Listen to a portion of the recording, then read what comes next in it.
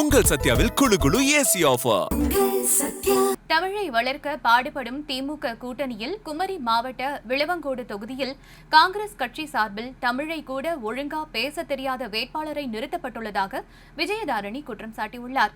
கன்னியாகுமரி மாவட்டம் விளவங்கோடு சட்டமன்ற தொகுதியில் போட்டியிடும் வேட்பாளர்களின் வேட்பு மனுக்களை தேர்தல் நடத்தும் அதிகாரிகள் வேட்பாளர்கள் முன்னிலையில் மறுபரிசீலனை செய்தனர்.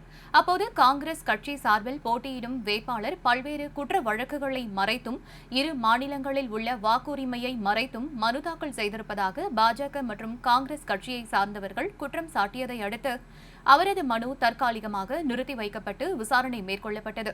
இந்த விசாரணை மாலை வரை நீடித்த நிலையில் எதிர்த்தரப்பினர் கூறிய குற்றச்சாட்டுகளை நிராகரித்து காங்கிரஸ் கட்சி வேட்பாளர் பிரவீன் மனுவை தேர்தல் நடத்தும் அதிகாரிகள் அங்கீகரித்தனர். இதனையடுத்து செய்தியாளர்களை சந்தித்த விளவங்கோடு தொகுதி பாஜக வேட்பாளர் விஜயதரணி செய்தியாளர்களை சந்தித்து அப்போது பேசிய அவர், காங்கிரஸ் கட்சி வேட்பாளர் பிரவீன் நிறைய தவறுகள் செய்திருப்பதையும் அவர் மீது பல்வேறு குற்ற வழக்குகள் இருப்பதையும் வேட்புமனுவில் தெரிவிக்கப்படவில்லை என்று குற்றம் சாட்டினார். அது குறித்த அனைத்து ஆதாரங்களையும் தேர்தல் அதிகாரியிடம் ஒப்படைத்துள்ளதாகவும் தெரிவித்தார்.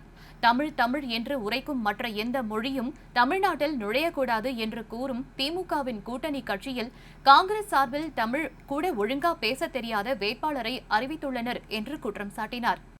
நிறைய தவறுகள் செய்திருப்பதை, குற்றங்கள் நிறைய செய்திருப்பதை, நிறைய வழக்குகள் குற்ற வழக்குகளை அஃபிடவிட்ல தெரிவிக்கல. அதையெல்லாம் நாம் எடுத்து கொடுத்தோம். அந்த டீட்டெயில்ஸ் எல்லாம் கொடுத்துருக்கோம். அதே மாதிரி அவர்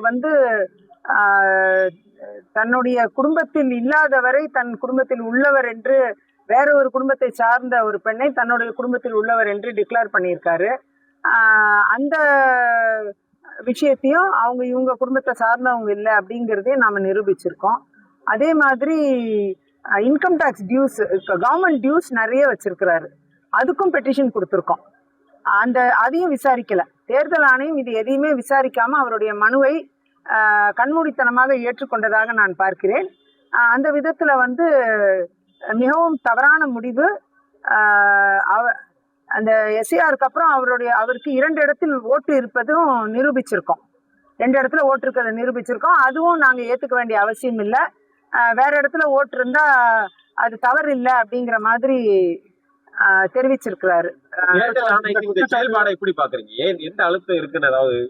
ஏதோ அழுத்தம் இருப்பதாக நான் பார்க்கிறேன். அதில் ஏதோ ஒரு சித்து விளையாட்டு இருப்பதாக பார்க்கிறேன். குற்றச்சாட்டுகளை முன்வைக்கிறதுக்காக வேண்டிதான் நீங்க அதே கட்சியில் உள்ள நபர்களை விலக்கி வாங்கியதாகவும் ஒரு குற்றச்சாட்டு சொல்லியிருக்காங்க. அவர் இந்த மாதிரி நீங்க குற்றச்சாட்டு வைக்கிறதுக்கு அவங்க விலக்கி வாங்கியிருக்கீங்க. அதாவது விலைக்கு வாங்குறது, இப்ப அவர் விலைக்கு வாங்கினாரா இல்ல நம்ம வாங்கணுமா, அது இப்ப பார்க்க வேண்டியது. அப்ப விலைக்கு வாங்குறதுனா அவர் தான் விலைக்கு வாங்கியிருக்காரு. இந்த சீட்டே அவர் விலைக்கு வாங்கிட்டு தானே வந்தாரு. விற்பனையான சீட்டு தான். ஜோதிமணியே சொல்லியிருக்காங்கல்ல, இது விற்பனையான சீட்டுன்னு கன்ஃபார்ம் பண்ணியிருக்காங்க. அந்த அளவில் சீட்டையும் விற்பனை வாங்கிட்டு தான் விலைக்கு வாங்கிட்டு வந்திருக்காரு. அது போக இப்போ தேர்தல் ஆணையத்திலேருந்து ஒரு அக்செப்டன்ஸ் வாங்கியிருக்கிறாருன்னா அவர் எதையெல்லாம் விலைக்கு வாங்கியிருக்கிறாருன்னு எங்களுக்கு சந்தேகம் இருக்கிறது.